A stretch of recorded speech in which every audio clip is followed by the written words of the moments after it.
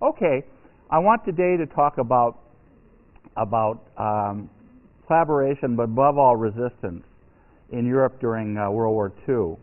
And I'll talk mostly about France because that's where there's been so much written about, and also because France coming to grips with the Vichy past was not an evident thing. It was something that took a long time. There was a process of sort of collective and official repression about what had happened.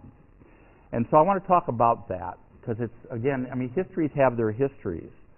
And that's, I've been around here long enough that I can remember all this happening, not the war, obviously, but thank you, but France coming to grips with its past. So I want to talk about that. We haven't talked about France in a long time.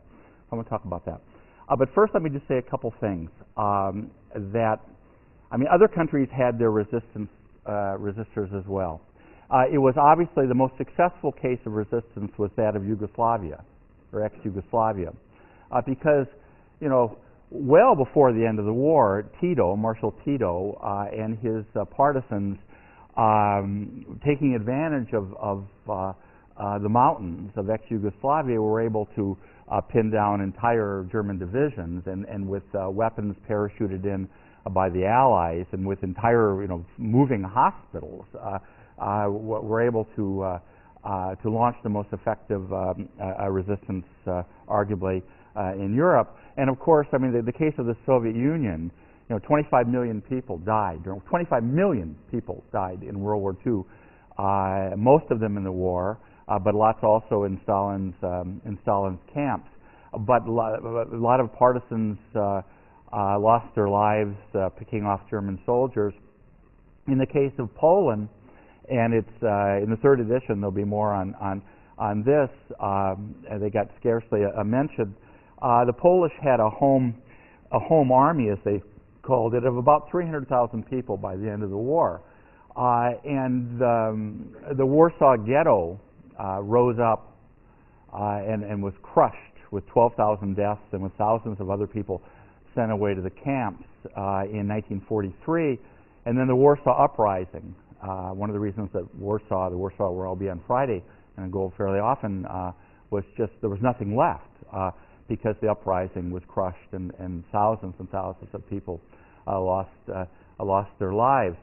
I just reviewed a book actually for the Boston Globe about called Ghetto Stadt, which is an interesting book by a man called Gordon Horowitz, who teaches in Illinois, and it's about the Łódź, L-O-D-Z ghetto, and it's a tragic, all too familiar tale. It doesn't have anything to do with resistance because it was impossible, but it was about the German ideas of creating this Aryan city in Łódź, which was a big industrial town and still is in Poland.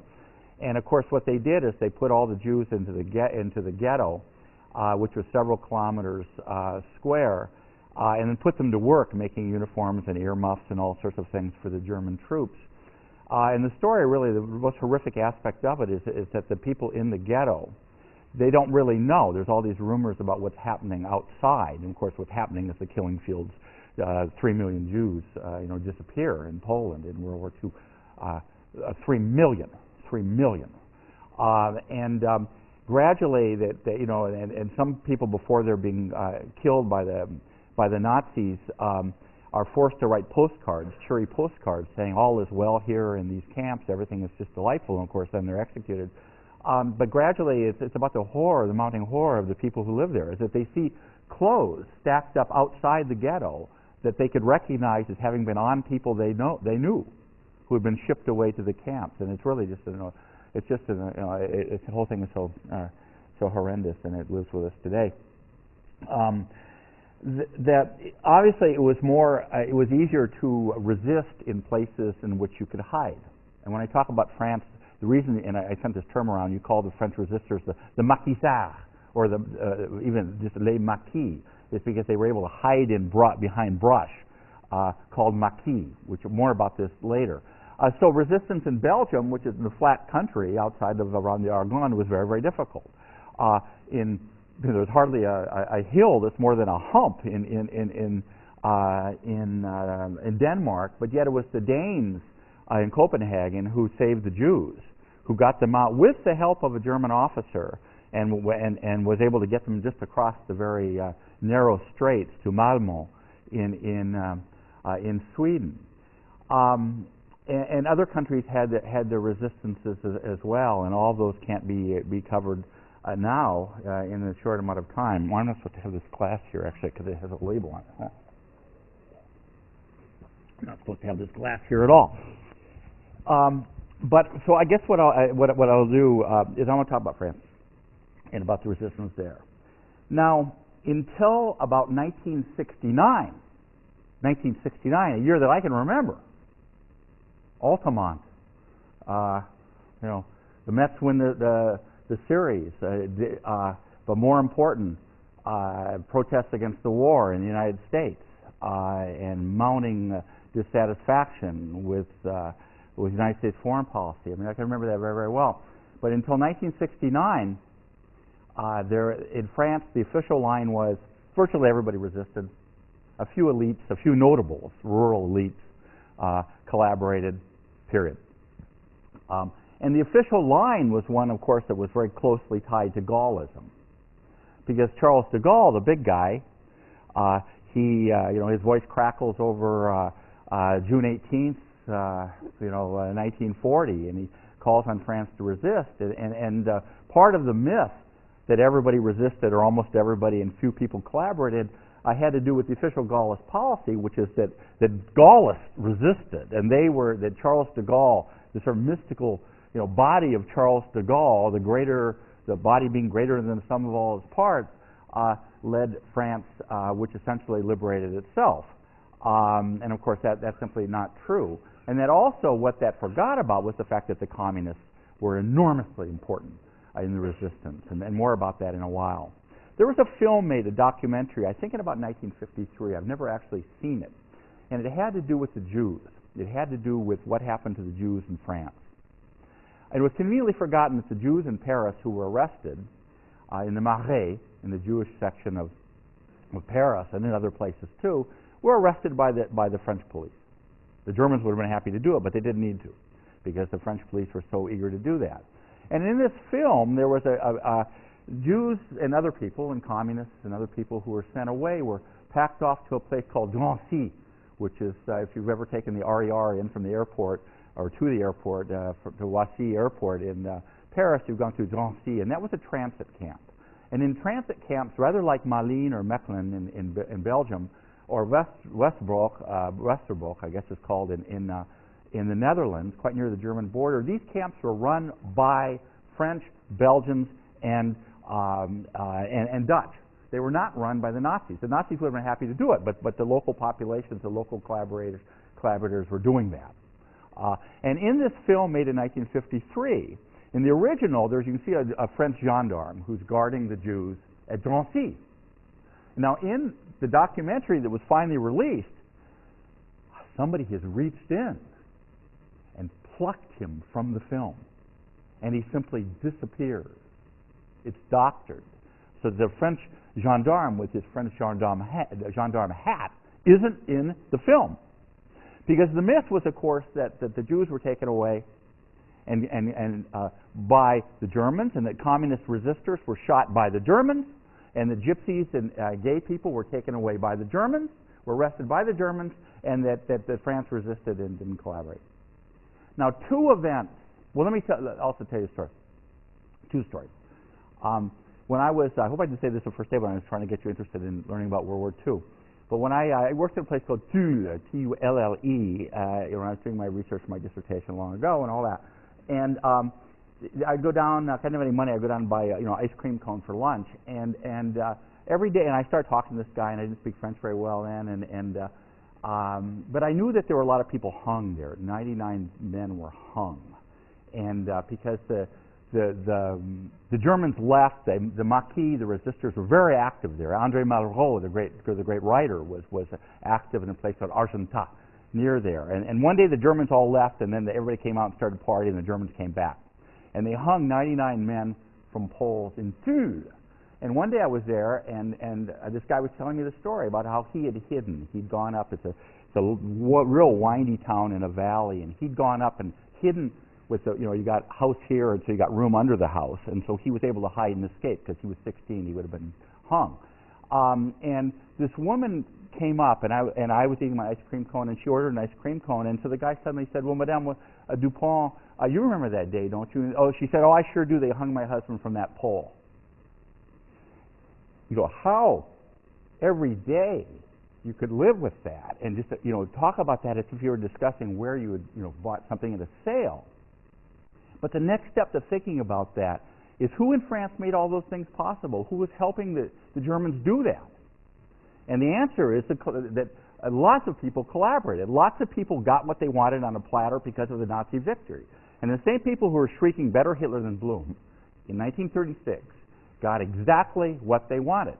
And Marshal Pétain, who was a rabid anti-Semite, his national revolution was essentially aimed to do in France what Hitler had done in Germany and what other petty despots had done in other places, some not so petty, like Hitler. They got what they wanted. So how did the official line get shaken by reality? How did this happen? Second story, I have a friend who is still a lawyer in Paris, and I've known him for a long, long, long time. And he was too young to remember, but his older brother, who's dead now, remembered when the Germans came to his house in the suburbs, a place called Le Perreux-sur-Marne, took away the father, who is a Greek Jew, and of course he was taken away and was killed. I mean, he ended up in one of the camps. They don't know what happened to him. Now, the Germans didn't just come to that house by chance. The guy was denounced as a Jew by the policeman in that town. And after the war, every Saturday when this lady went to the widow went to the market, she walked by and saw this policeman directing traffic, the same guy. Nothing ever happened to him. Nothing ever happened to him.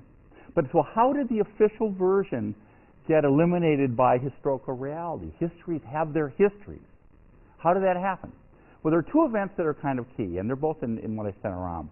One is the movie, The Sorrow and the Pity, which I mentioned in here before, which was described as a 2 six-pack movie in the old days when I used to show it here, because it lasts 4.5 hours. It was a documentary made for French television by Max Offros. It was never shown on French television until 1981. Why? Because it was a documentary in which collaborators, there's a sort of a local notable called Christian de la Mazière, who describes in his smoking in his fancy jacket in his chateau why he fought alongside the Nazis on the Eastern Front in the Waffen-SS. And it's about collaboration and resistance, tales of true heroism, but also of repressed memory. There's a great scene in which they're walking through the school, and they ask about the teacher who disappeared, and they don't ever remember about it. They don't remember it, the guys are being interviewed. They've conveniently forgotten. And so The Sorrow and the Pity, Le Chagrin et la Pitié, was never shown on French TV till 1981. It's a fantastic thing. It's too long. I should have never shown it. I started showing it twice, in sections. And also it's kind of dubbed, and it's very hard to understand either in French or in English. But it's a monument. It's a monument not just because it's a driving, forceful documentary, but it's because it helped France rediscover its past. Fabulous. And talking about the role of the Communist Party. And again, I'm not a communist, but I'm telling you, the Communist Party had an enormous role in the resistance. And there's a great scene where these two peasants, most of it's about Clermont-Ferrand. The area is based on the Auvergne town of Clermont-Ferrand. And there's this great scene with these two peasants out in the countryside, and they say, "Nous sommes rouges comme le vin." We're red like the wine we're drinking. And it's a fabulous, fabulous, fabulous thing. And of course, there's the inevitable scene at the end where women who were called indelicately horizontal collaborators had their heads shaved and were being paraded through the town. That happened all over the place. Les tondeuses is what you call it in French. The Mary's called French, but and in the end there's Maurice de Chevalier. Now your grandparents will know who Maurice Chevalier was because he kind of represented the in the American imagination what France was. He was a crooner. He was a singer was born in Ménilmontant, which is in the proletarian edge of Paris, right near where Edith Piaf, the singer, was, whom your grandparents will have heard of also. People way before my time.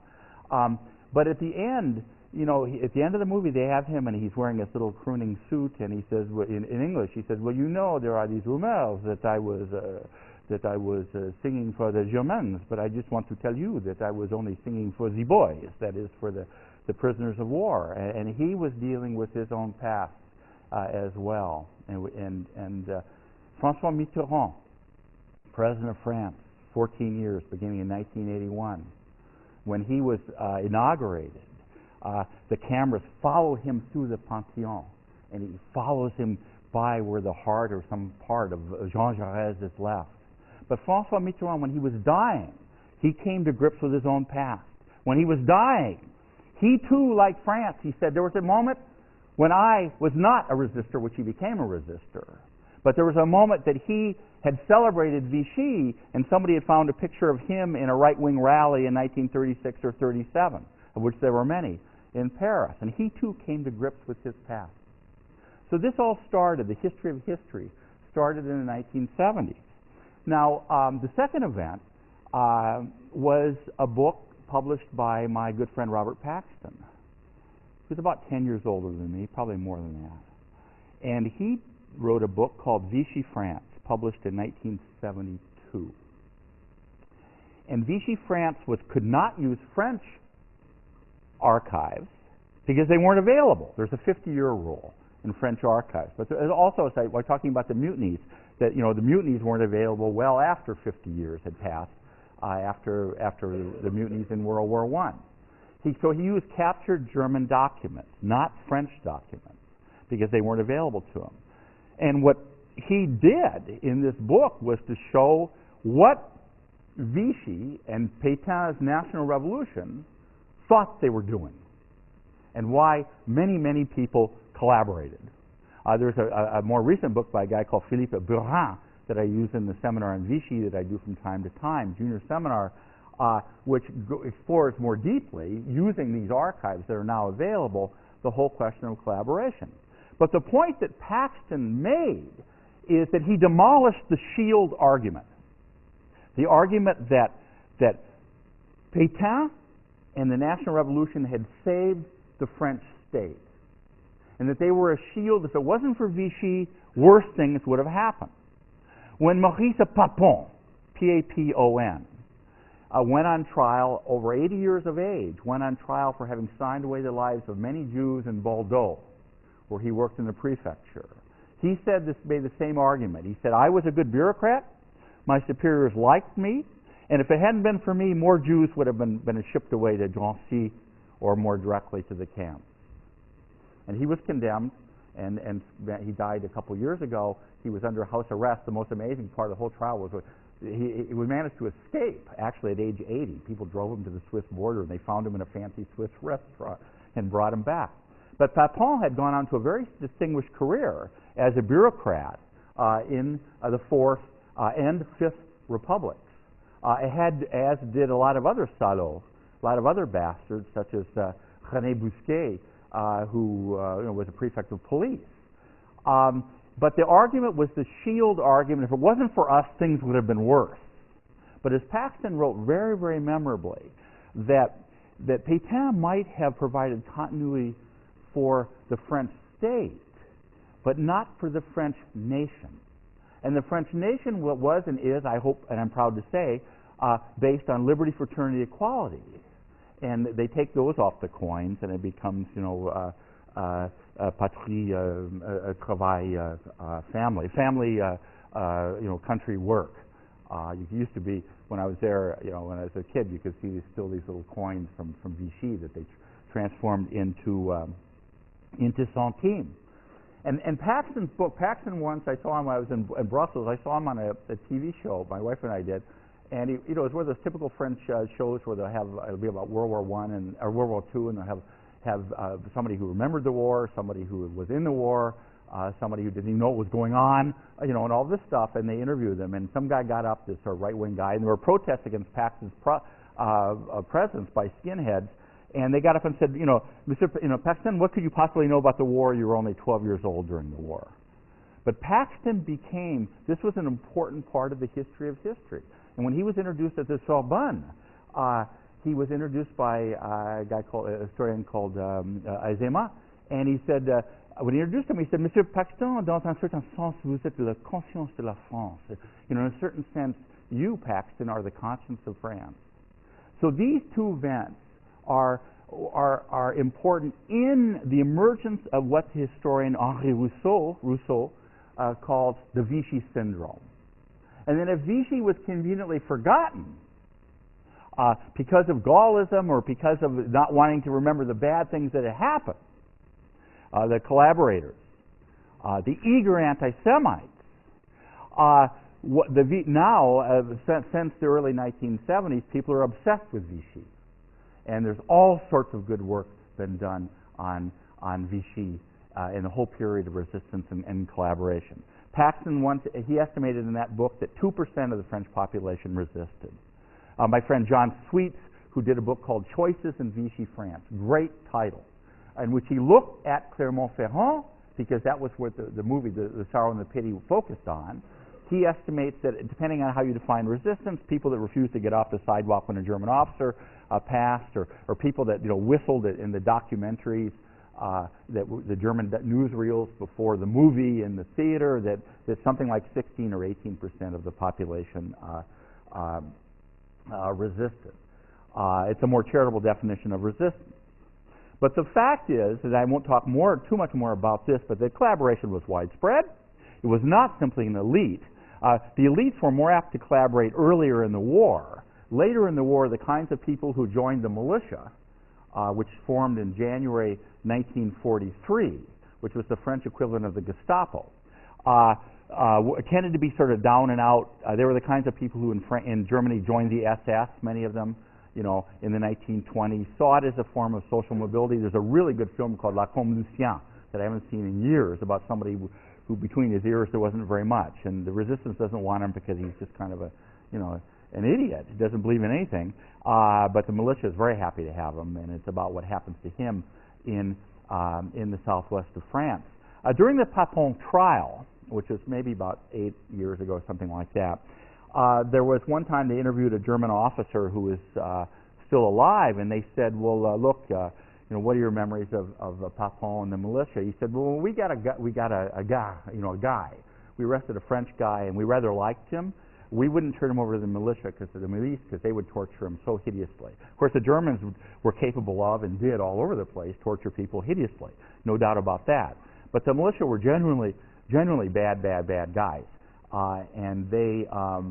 You saw this in La Combe Lucien a little bit. I mean, that restaurant scene is so crucial in La Combe Lucien. That is really the essence of that film. Is in La Combe Lucien. It's the restaurant scene when they're in there. So collaborators were everywhere, and at the end of the war, probably about 25,000 people were executed after very short trials or simply gunned down. Near where we live in Ardèche, there was a priest in a village not too far away from us, and he had Deat, who was a real fascist, to lunch, and after the war, they put him up against his own church and gunned him down. I have an acquaintance a long time ago with one of the worked in the archives in Limoges, where I spent a lot of time, and he was a young man then, and was a refugee from Lorraine. And after the war, everybody was celebrating. He lived in a place called Saint-Léonard de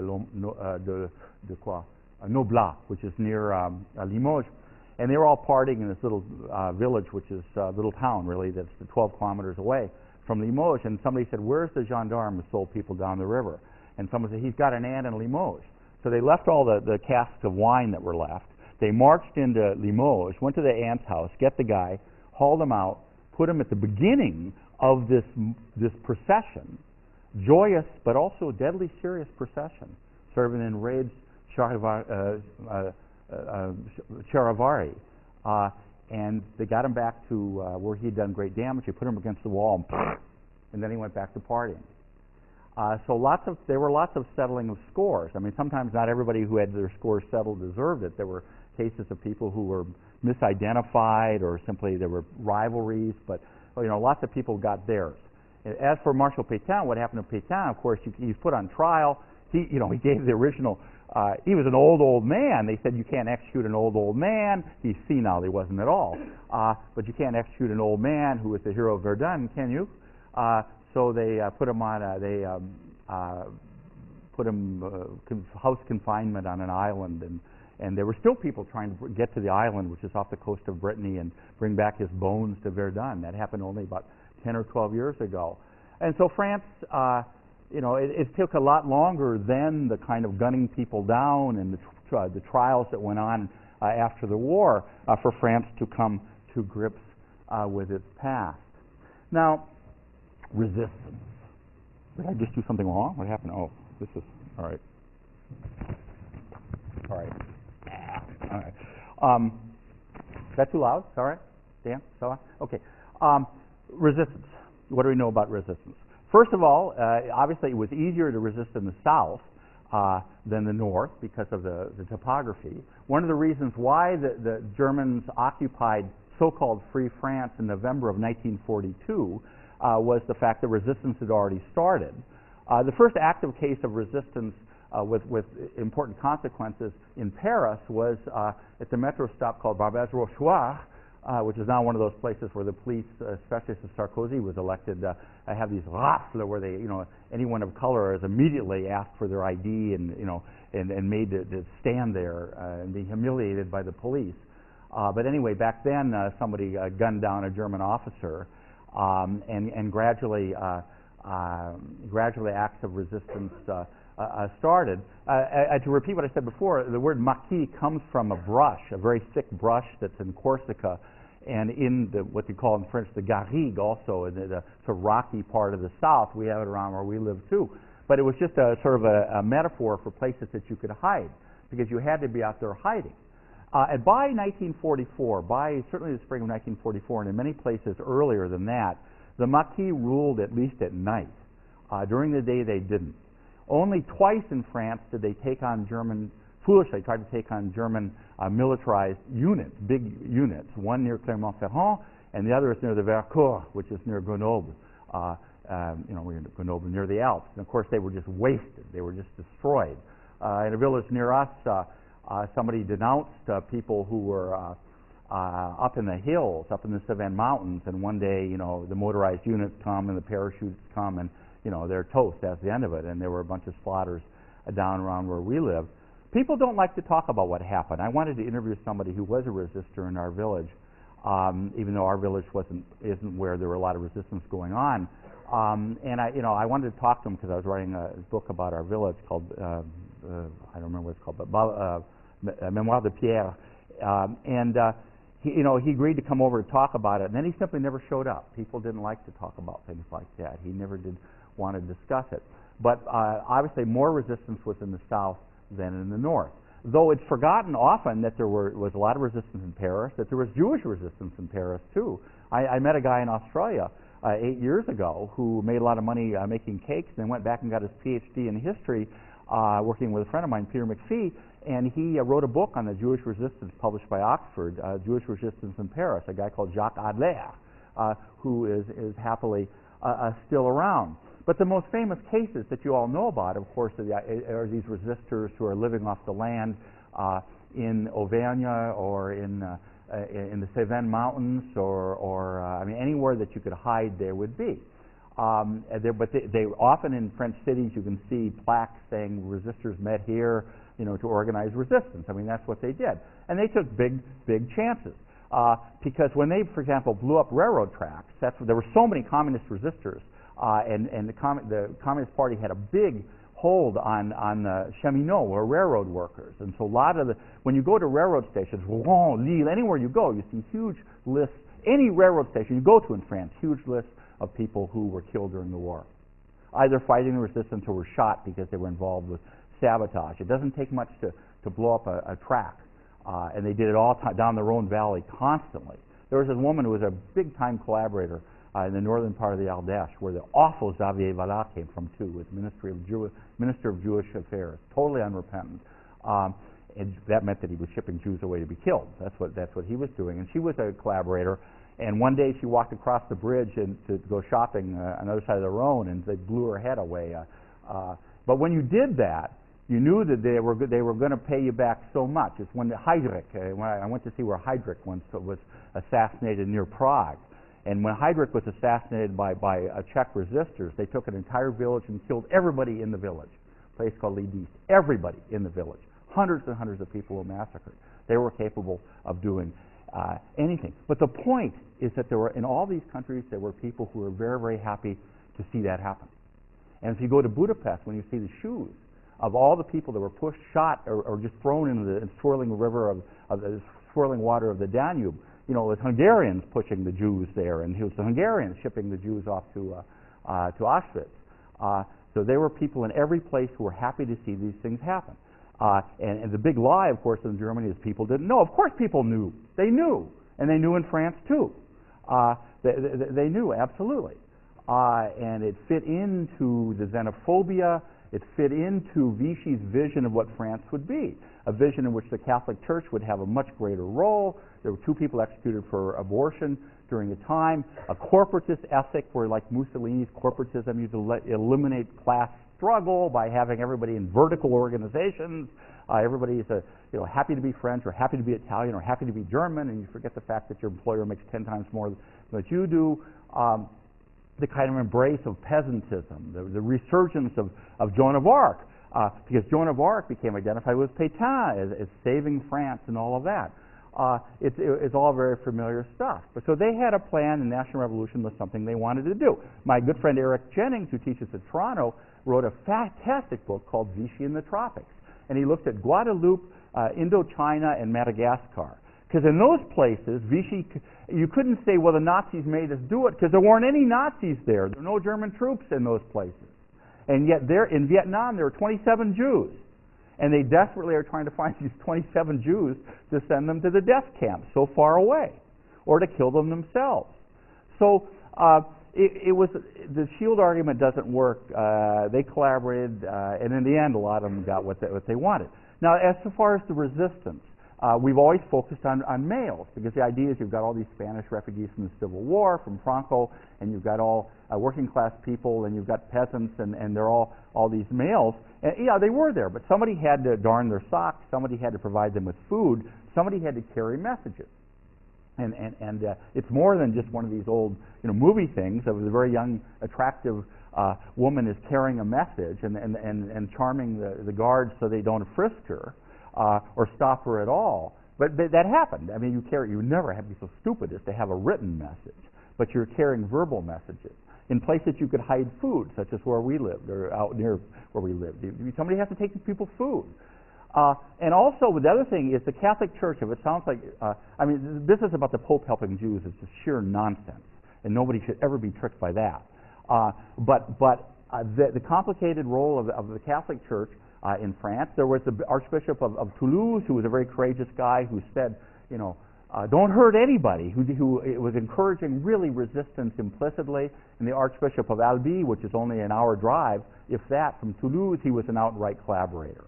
And in many places, Catholic clergy who are opinion leaders in their village, along with the school teachers, were very, very important in helping give a moral kind of stamp to acts of resistance. There's a good book on the resistance by a guy called H.R. Kedward, Rod Kedward. He's got 2 books, one about the resistance in urban areas, particularly Lyon and Montpellier, and how people kind of got together. You had to be careful about who you talked to. You're waiting for a train, the train is late, because it's the war. You're kind of feeling each other out. But you better be damn careful. You're not talking to some denouncer. And you're toast if you talk to the wrong person. But it's about how you can make resistance happen. It's about, for example, printing out little typescript things that say, "Do not come and hear the Berlin Philharmonic Orchestra when they play in Berlin or play in Lyon." And all you do is you get on a bus with those things, and you're in the back seat, and the bus turns the corner. You just let them go. The wind takes them. But his other book that's really good is called In Search of the Maquis, which is about precisely what I'm talking about. It's about the resistance in the South and looking at people who resisted. He has an interesting story. There's a lot of villages that were Protestant villages that suffered greatly during all the wars of religion. And a couple were noteworthy in that after the wars of religion, that the king had these huge mission crosses, huge crosses of conquest, put up over the village, which were essentially Protestant and remained Protestant villages. Did those signs help identify the Catholic Church that had been the enemy of those Protestants in the old days with Vichy? Quite possibly. But it's what John Sweets called choices in Vichy France. Things happened that made you take a choice. Now, what were one of those things? The most important was the STO, the Service du Travail Obligatoire, which I wrote in the notes. The service, service in quotes, obligatory work service. And the deal was basically that if you agreed to go along to work in a German factory, they would let some prisoners of war go and all that. It doesn't work out like that. These people were fools. Two people from our village, one was dead drunk. He thought somebody told him he was going to a party, so we got on a bus, and the next stop is the Rhineland. And of course, those people are wasted by the bombing. I mean, because the Allies are the masters of the air for the last couple of years of the war, and they systematically devastate those factories. And a lot of those people in the STO that went left, but are killed, but left the earth. But what the STO did is it made people take a choice, because if you didn't show up on the 9th of February, you picked the date, 1944, you didn't go. If you're sitting in your village, they're going to come and take you. So at that point, choices in Vichy France. I'm going to go into the resistance. Big choice. You go into the resistance. You live off the land. Sometimes just a couple of people, sometimes lots of people. International mix, lots of Poles were there, lots of Spaniards, but most of the people were French. And one of the interesting things is that the resistance itself did not, unlike almost everything, every big political event in France since the Revolution to 1981, did not follow traditional lines between right and left. That left-wing regions did not have a monopoly on the resistance. There was tons of resistance in Brittany. There was tons of resistance in Normandy. Eisenhower, after the war, said the French resistance was worth an entire division or two divisions. I can't remember exactly what he said.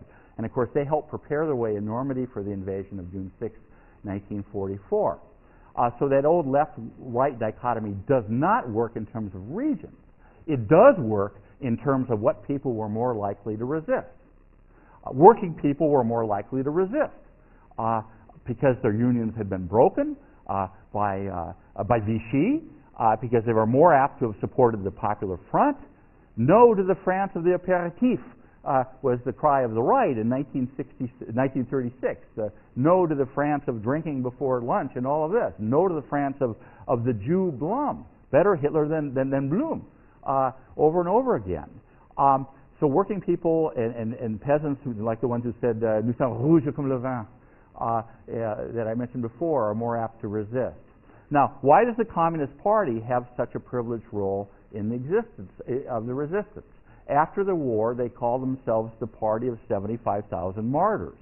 Now, that may be an exaggeration, but not by much. Because whenever there was a shooting, whenever there was a Nazi gunned down, whenever there was a railroad track blown up, carrying munitions, carrying soldiers, carrying whatever, whenever they couldn't get through, who were the ones who were first when they go to the mayor and says, who do you want shot? Communists would be the first to go always. And the forts around Paris, Charenton, these other places, there were communists put up against the wall all the time. They were the most likely to resist, along with other Gaullists. Jean Moulin, the prefect of the Eure-et-Loire, who was hideously tortured without revealing any secrets, was one who was sent out to try to unify the resistance. But why were the communists so effective? Well, because the Communist Party are organized into cells. We still get little notices in our mailbox saying that the Communist Party, the cell of Balazouk, where we live, all four people in the Communist Party are going to meet together to drink illegal wine. to drink a wine called Clanton or whatever. And I was once asked to describe the fall of capitalism, and I had to say, well, it's really not falling yet. But the point is that they were already organized, and that these networks were not destroyed by the war. They existed, the comradeship. If you were a communist, you'd been a communist since the 1930s, you trusted those people, you were apt to fall in with them. There were two people, one of whom is still alive, who spent a lot of time in prison in Paris, a painter he's 95, he's a friend of mine. And he and his wife, the first vacations, they took a double bike. They pedaled all the way from Paris down to our village, which they subsequently made their home. They joined the Communist Party in 1933 and 1935. And he was a big time resistor. He was lucky, damn lucky, to escape with his life. He was scheduled to be executed, and he wasn't. He painted people in the prison, and I've seen his paintings. Now, the socialists weren't organized in that way, and so sometimes after the war, the communists said, aha, the socialists don't, they weren't the big resistors. Well, many did individually. Léon Blum was lucky not to have been executed. He survived the war in prison. He was put on trial at a place called Rion, right near Clermont-Ferrand. He survives the war.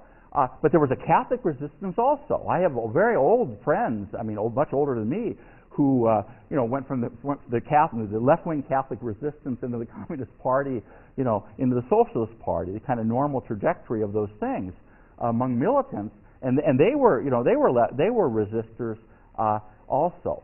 Protestants are more known for having resisted because of some very famous events.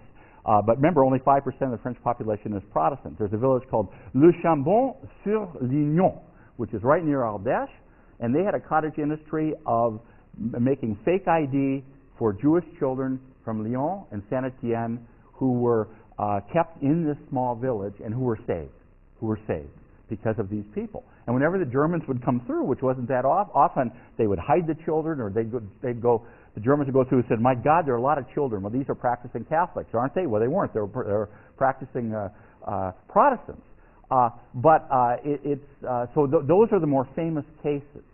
But lots of people resisted. But lots of people collaborated.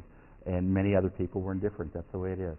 I want to close with the story of Oradour-sur-Glane, because somebody who wrote this book called Martyred Village, both in French, chez Gallimard, and in English with Cal Press, was somebody who took this course with me a long time ago and was in Ezra Stiles College, Sarah Farmer. And she wrote a book.